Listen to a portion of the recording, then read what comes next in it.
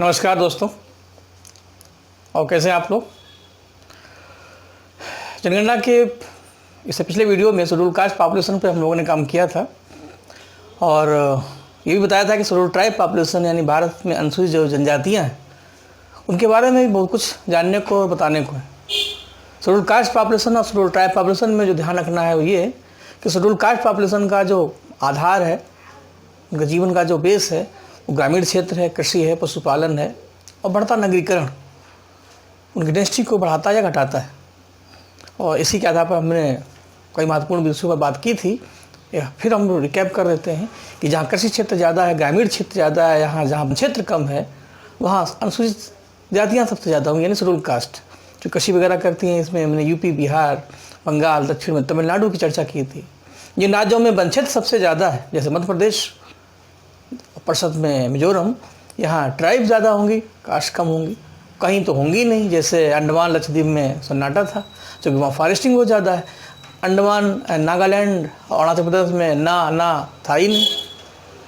आज उसी लेक्चर को आगे बढ़ाते हैं और फॉर्मेट वही रहेगा, राज्यों के आधार पर, कि सारे क्षेत्रों के आधार पर, प्रतिशत के आधार पर, जनसंख्या के आधार पर इनकी क्या स्थिति है। डिटेल करने से पहले हम चाहते हैं कि भारत में कुछ ऐसी जनजातियां हैं जिनकी जनसंख्या भारत में बहुत अधिक भी है, बहुत कम भी है, और इस आधार पर भारत में कुल जनसंख्या के आधार पर उनका जो क्षेत्र है, इस आधार पर देखा जाए। बाकी हर राज्य की अलग अलग जनजातियां हैं, किसी भी नॉर्मल गाइड से आपको मिल जाएंगी। 2-4 बार इनको देखेंगे तो ये आपको तैयार हो जाएंगी। भारत में सबसे अधिक जनसंख्या जिस जनजाति की है वो है गोंड जनजाति। नंबर 2 पर है भील जनजाति। नंबर 3 पर है संथाल जनजाति। गोंड जनजाति जिनकी जनसंख्या 70 लाख के भी ऊपर है और ये गोंडवाना क्षेत्र में रहती है। भारत के फिजिकल स्ट्रक्चर पर जब आप ध्यान देंगे, हमने हल्का सा एक फॉर्मेट बना दिया है। ये पूरा एरिया आपका गोंडवाना क्षेत्र में आता है। तो गोंड जनजाति इस पूरी एरिया को कवर करती है।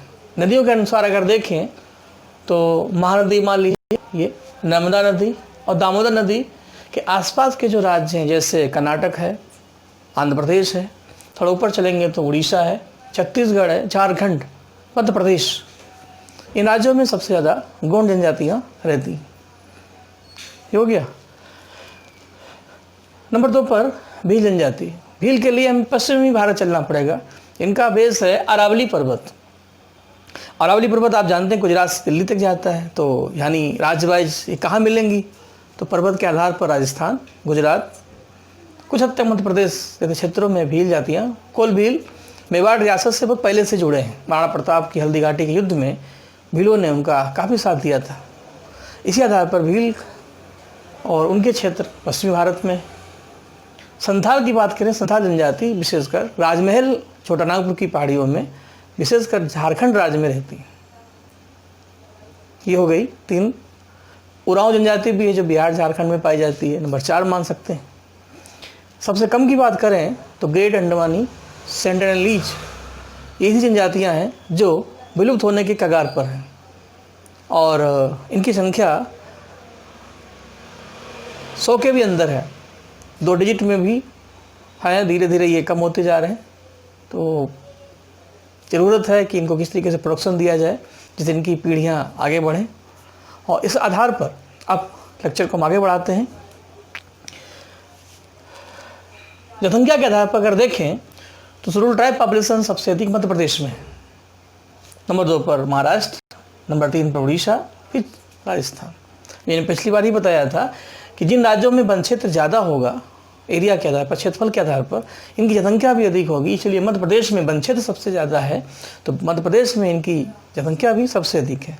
ये चीज़ महाराष्ट्र के साथ है। तो आप अपने दिमाग में रखिए, जिन राज्यों में वन क्षेत्र अधिक है, चाहे क्षेत्रफल के आधार पर हो, चाहे प्रतिशत के आधार पर हो, वहाँ अनुसूचित जनजातियाँ भी अधिक होंगी जनसंख्या के आधार पर और प्रतिशत के आधार पर। दोनों टॉपिक आपस में जोड़ दिए। मध्य प्रदेश में वन क्षेत्र अधिक है, मध्य प्रदेश में इनकी जनसंख्या अधिक है। मिजोरम में भारत में वन क्षेत्र प्रतिशत के आधार पर अधिक है कुल भौगोलिक क्षेत्र का, तो मिजोरम में 94.4% यानी 94.5% के आसपास इनका क्षेत्र है। नागालैंड नंबर 2 पर है।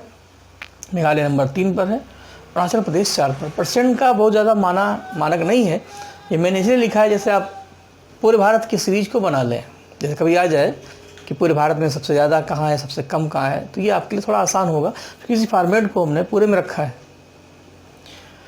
तो मिजोरम, नागालैंड, मेघालय, अरुणाचल प्रदेश। मेघालय और अरुणाचल प्रदेश में और नागालैंड में ये अधिक हैं, लेकिन राज्यों में अनुसूचित जातियाँ नहीं हैं। मिजोरम की एक खास बात और है कि मिजोरम भारत में सबसे अधिक अनुसूचित जनजाति प्रतिशत वाला राज्य है और इसी मिजोरम में सबसे कम शेड्यूल कास्ट पॉपुलेशन पाई जाती है। पिछला वीडियो देखिएगा, 0.1% के आसपास।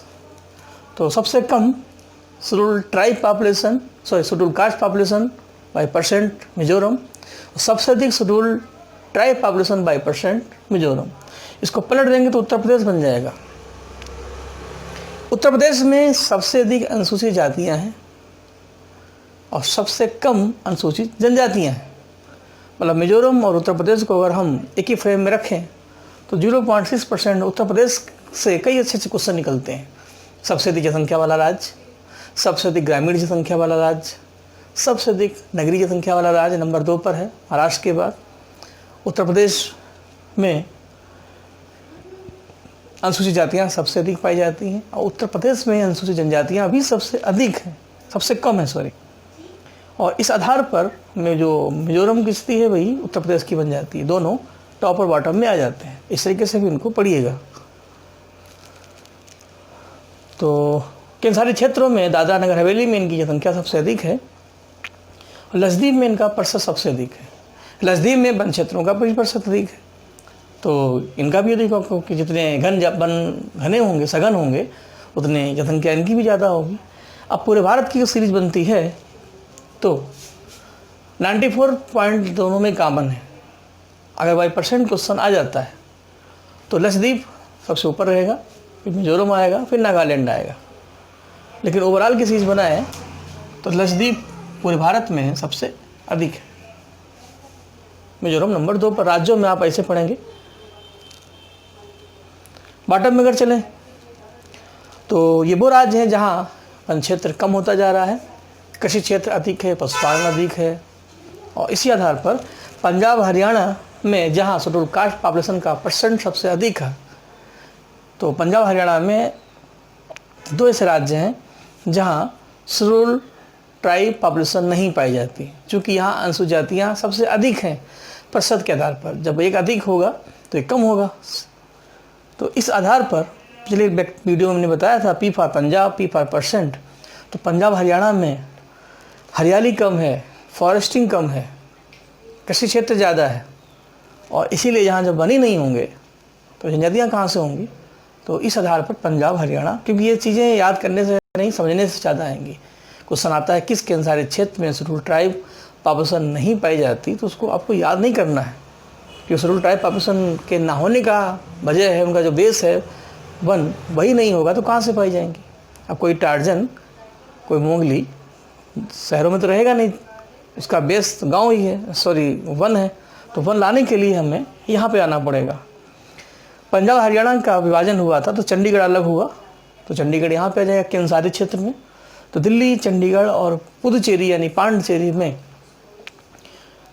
नॉन शेड्यूल ट्राइब यूटी की सीरीज बनती है। यानी इन केंद्रशासित क्षेत्रों में ट्राइब नहीं पाए जाते। जैसे पिछली बार आपने पढ़ा था कि अंडमान लक्षद्वीप में कास्ट नहीं पाई जाती, यहाँ ट्राइब नहीं, क्योंकि यहाँ नगरीकरण ज़्यादा है, पहला पॉइंट, अर्बनाइजेशन अधिक है।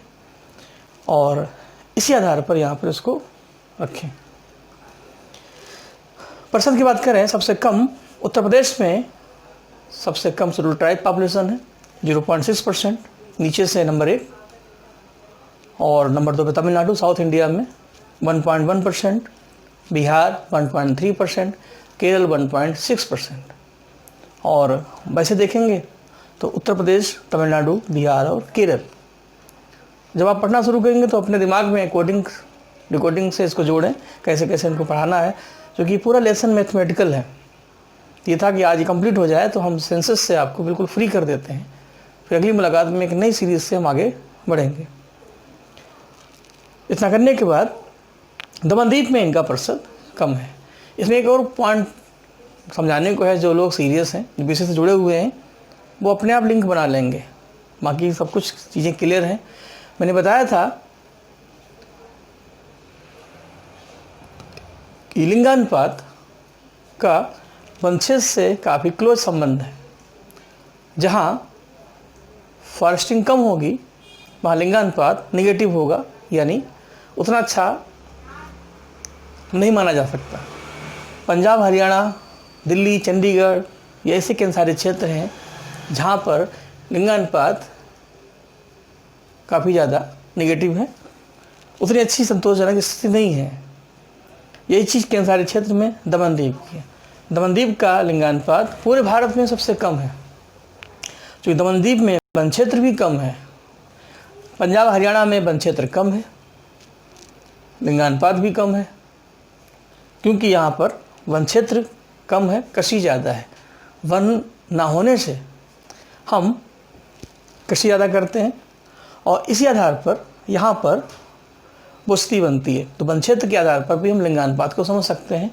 तो यही दमनदीप, जहाँ दम ही नहीं है बाल लिंगानुपात फॉरेस्टिंग में, यही पंजाब हरियाणा के साथ। उत्तर प्रदेश में वन क्षेत्र है, कम है, इसीलिए जो हमारा तराई क्षेत्र है, इसीलिए यहाँ पर कास्ट भी हैं और ट्राइब भी हैं।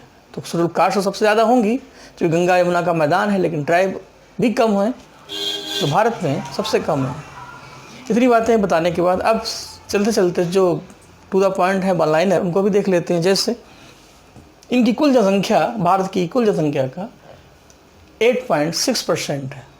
इसको जस्ट डबल करते हैं तो 8 दूनी 16 बनता है, तो शेड्यूल कास्ट पॉपुलेशन, और 8.6% आए तो शेड्यूल ट्राइब पॉपुलेशन, तो 8, 16, 16, 8। 10 की वृद्धि दर इनकी 23.7% है, 3.7%, जबकि भारत की 17.64 थी, काफ़ी ज़्यादा है। लिंगानुपात 990 है, जबकि भारत का 943, काफ़ी अच्छा है।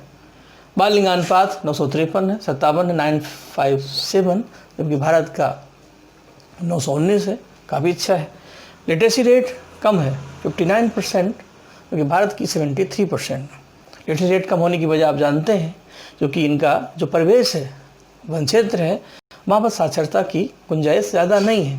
लेकिन बाल लिंगानुपात अधिक है, क्योंकि वो वनों से जुड़े हैं, तो वृक्ष पूजा उनके लिए मातृ पूजा के समान है, बच्चों को पुकारते नहीं हैं, इसलिए उनके लिए बेटा बेटी एक समान।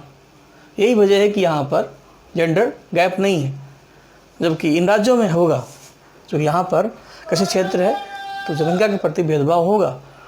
और इसी आधार पर सारे रिलेशन जो कि आपस में वैसे जुड़े होते हैं जैसे पौधे की जड़ें होती हैं, जब उनको पढ़ना शुरू करते हैं तो कहीं ना कहीं से कोई ना कोई लिंक बन जाता है। तो इसलिए समझदार बने, चीज़ों को समझें। और अब मेरे हिसाब से ये सीरीज हमने कंप्लीट कर दी। बाकी टॉपिक देखिए, कभी भी कोई भी क्लोज नहीं होता, उसमें अनंत संभावनाएं होती हैं। जैसे नॉर्थ ईस्ट जो राज्य हैं पूर्वोत्तर के, उनको भी हम अलग से पढ़ सकते हैं, लेकिन हमने टॉपिक वाइज इनको अलग अलग किया है। आगे जब कभी मौका मिलेगा, कभी स्पेशल क्लास लेना होगा, तो पूर्वोत्तर भारत को भी उसमें हम जोड़ देंगे। लेकिन अब हम चाहते हैं कि सेंसस आज हम फाइनली क्लोज मान लेते हैं, और नेक्स्ट मुलाकात में बहुत दिन से प्लान है कि थोड़ा सा मूड चेंज किया जाए। जैसे कॉन्स्टिट्यूशन का भी कोई लेक्चर नहीं हुआ, हिस्ट्री अभी शुरू नहीं हुई, हिंदी रुकी पड़ी है, हर सब्जेक्ट को थोड़ा थोड़ा हम खोल दें, जिससे हर मूड के बच्चे टॉपिक से जुड़ें। और इसी आधार पर ज्योग्राफी में भी अब हम बाय इमेज काम करना शुरू करेंगे, क्योंकि पिक्चराइज थ्योरी थोड़ा सा इजी होता है, लेकिन अब शुरू किया था सीरीज, तो ये हुआ उसको पूरा ही कर दिया जाए। इसी आधार पर हिस्ट्री में हम चाहते हैं कि भारत का जो स्वतंत्रता संग्राम है, इंडियन हिस्ट्रिकल, इसको थोड़ा सा शुरू करें, क्योंकि आने वाले एग्जाम में इससे क्वेश्चन बनेंगे। तो इसकी सीरीज चलती रहेगी, बीच बीच में 2-4 वीडियो आते रहेंगे, तो कब आज़ादी मिल जाएगी हम लोगों को पता नहीं चलेगा। इसी उम्मीद के साथ अपना ध्यान रखें, बहुत जल्दी आपसे फिर मिलेंगे। आपका बहुत बहुत धन्यवाद, नमस्कार। बाकी जो भी लोग इसमें जुड़े हैं, नए लोगों को आप जोड़ें, चैनल को आगे बढ़ाएं, क्योंकि और भी लोग हमसे आपसे मिलें, अनुभव को शेयर करें। इसी उम्मीद के साथ नमस्कार।